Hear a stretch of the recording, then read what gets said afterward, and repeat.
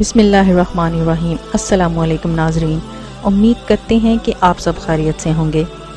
ناظرین اکرام، اللہ رب العزت نے عورت کی تخلیق مٹی سے کیوں نہیں کی؟ عورت کو مرد کی پسلی سے پیدا کیوں کیا گیا؟ یہ سوال ہم سب کے ذہن میں آتا ہے۔ کیا مرد کی ایک پسلی عورت سے کم ہوتی ہے؟ سائنس اس بارے میں کیا کہتی ہے؟ اور اللہ رب العزت نے کیا ارشاد فرمایا؟ یہی ہماری آج کی ویڈیو کا موضوع ہوگا۔ آج ہم آپ کو عورت کی تخلیق کی ایمان افروز حقیقت بتائیں گے۔ ناظرین، قرآن مجید فرقان حمید میں ارشاد باری تعالیٰ ہے، یقیناً ہم نے انسان کو کالی اور سڑی ہوئی کھنکھناتی مٹی سے پیدا فرمایا ہے۔ روایات میں آتا ہے کہ جب خداوند قدوس نے حضرت آدم علیہ السلام کو پیدا کرنے کا ارادہ فرمایا تو اسرائیل علیہ السلام کو حکم دیا کہ زمین سے ایک مٹھی مٹی لائے۔ حکم خداوندی کے مطابق اسرائیل علیہ السلام نے آسمان سے اتر کر زمین سے ایک مٹھی مٹی اٹھائی، جس میں 60 اور مختلف کیفیتوں والی مٹیاں تھیں، یعنی سفید و سیاہ، سرخ و زرد، نرم و سخت، شیریں تلخ، نمکین و پھیکی وغیرہ کیفیتوں والی مٹیاں شامل تھیں۔ کچھ عرصے بعد اللہ رب العزت نے حضرت آدم علیہ السلام کی بائیں پسلی سے عورت پیدا کی، جس کا نام حضرت حوا تھا۔ حضرت حوا دنیا میں تشریف لانے والی پہلی عورت تھی۔ حضرت ابو ہریرہ رضی اللہ تعالی عنہ نبی اکرم صلی اللہ علیہ وآلہ وسلم کا یہ فرمان نقل فرماتے ہیں کہ جو شخص اللہ رب العزت اور آخرت کے دن پر ایمان رکھتا ہو وہ اپنے پڑوسی کو اذیت نہ پہنچائے، اور خواتین کے بارے میں بھلائی کی وصیت قبول کرو۔ انہیں پسلی سے پیدا کیا گیا، اور پسلی میں سب سے ٹیڑھا حصہ سب سے اوپر والا حصہ ہوتا ہے۔ اگر تم انہیں سیدھا کرنے کی کوشش کرو گے تو تم انہیں توڑ دو گے، اور اگر اس کے حال پر رہنے دو گے تو وہ ٹیڑھی رہے گی۔ لہٰذا خواتین کے بارے میں بھلائی کی وصیت قبول کرو۔ ناظرین اکرام، شریعت محمدی نے بہت سے معاملات میں عورتوں اور بچوں کا حکم ایک رکھا، جیسا کہ نماز با جماعت کا مسئلہ، جمعہ کا مسئلہ وغیرہ۔ تو شاید اس میں بھی اس بات کی طرف اشارہ ہے کہ عورتوں کے ساتھ بچوں کی طرح نرمی کا رویہ اختیار کرنا چاہیے۔ ناظرین اکرام، اسی طرح قرآن مجید فرقان حمید میں اللہ رب العزت نے ارشاد فرمایا، یعنی مرد عورتوں پر نگہبان ہے، یعنی عورت کی ضروریات، اس کی حفاظت اور دیگر کئی امور میں مرد عورت پر تسلط حاصل رکھتا ہے۔ یہ خود اللہ رب العزت نے فرمایا کہ عورت رعایا ہے اور مرد بادشاہ ہے، اس لیے عورت پر مرد کی اطاعت اللہ رب العزت نے لازم قرار دی ہے۔ اس سے ایک بات یہ واضح ہوتی ہے کہ میاں بیوی کے حقوق میں ایک جیسے نہیں، بلکہ مرد کے حقوق عورت سے زیادہ ہیں، اور ایسا ہونا عورت کے ساتھ نا انصافی یا ظلم نہیں، بلکہ انصاف اور حکمت کے تقاضے کے عین مطابق ہے۔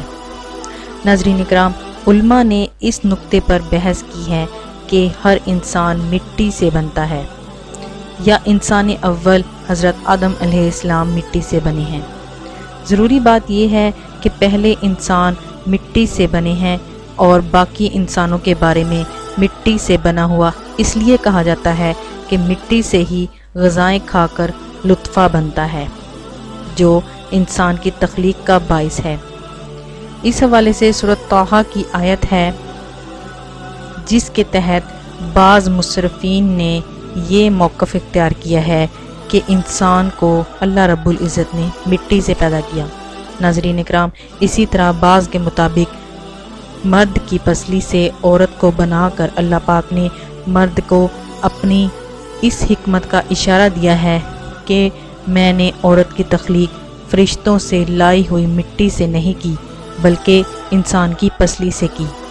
میں نے اسے تمہارے جسم کے حصے سے اس لیے نکالا کہ عورت کا تقدس اور پردہ قائم رہے، فرشتوں کو بھی یہ خبر نہ ہونے پائے کہ زمین کی لائی ہوئی کس مٹی سے عورت کی تخلیق ہوئی۔ یعنی عورت کے تقدس کی حد تو دیکھیں کہ فرشتوں سے بھی اس کی بناوٹ کا पर्दा लाजिम करार दिया गया और पहली औरत हज़रत हव्वा उसी मर्द यानी हज़रत आदम अलैहिस्सलाम की पसली से निकली जिसकी वो मनकूहा कहलाई, यानी जिसके निकाह में आई। अब बात ये आती है कि औरत पसली से ही क्यों निकली? क्या टेढ़ापन वहाँ से मिला? नहीं, यहाँ भी हिकमत से खाली बात नहीं। इंसानी जिस्म में दिल और बहुत से नाजुक पार्ट्स पसली के पीछे छुपे हुए हैं। पसली से पैदा करना भी अल्लाह रब्बुल इज़्ज़त के यहाँ एक हिकमत थी, यानी औरत एक ढाल है उन नाजुक पार्ट्स के लिए। तो अल्लाह पाक ने औरत को पसली से निकाल कर ये नहीं बताया कि औरत में टेढ़ापन है, बल्कि उसने औरत को पसली से तख्लीक करके ये बात समझा दी कि औरत वक़्त पड़ने पर ढाल भी बन सकती है। औरत माँ, बहन, बेटी और बीवी भी है। किसी की इज्जत को मत उछालें, जितना हो सके मिस्बत सोच इख्तियार करें। नाज़रीन इकराम, बाज़ लोग ये कहते हैं कि हर औरत उस मर्द की पसली से पैदा की जाती है जिससे इसका निकाह होता है। अहदीस और मुसफ़रीन के मुताबिक ऐसी कोई बात नहीं और इस बात में हकीकत नहीं। यहाँ एक और बात भी सामने आती है कि मर्द की पसलियों की तादाद कम होती है, इस वजह से कि मर्द की पसली से औरत पैदा की गई। ये बात भी गलत है।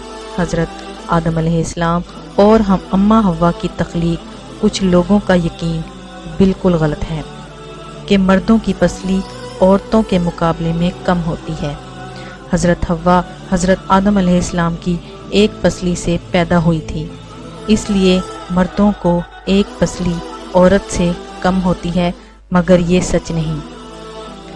साइंस के मुताबिक मर्द और औरत की पसलियों की तादाद बराबर होती है, मगर बाज़ हालात के साथ या अगर कोई शख्स मेडिकली अनफिट है तो इसकी पसलियों की तादाद कम या ज़्यादा हो सकती है। अलबत्ता आम इंसानों की पसलियों के 12 सेट होते हैं, यानी 24 पसलियाँ मर्द और औरत की बराबर होती हैं। मगर ये सही हदीस है कि हुज़ूर अकरम सल्लल्लाहु अलैहि वसल्लम ने फरमाया, औरत को मर्द की पसली से पैदा फरमाया गया। नाज़रीन इकराम, इस उम्मीद के साथ इजाज़त दीजिए कि आपको आज की हमारी वीडियो पसंद आई होगी। मिलते हैं एक नई मालूमाती वीडियो के साथ। अल्लाह रब्बुल इज़्ज़त हम सब पर रहम फरमाए। आमीन।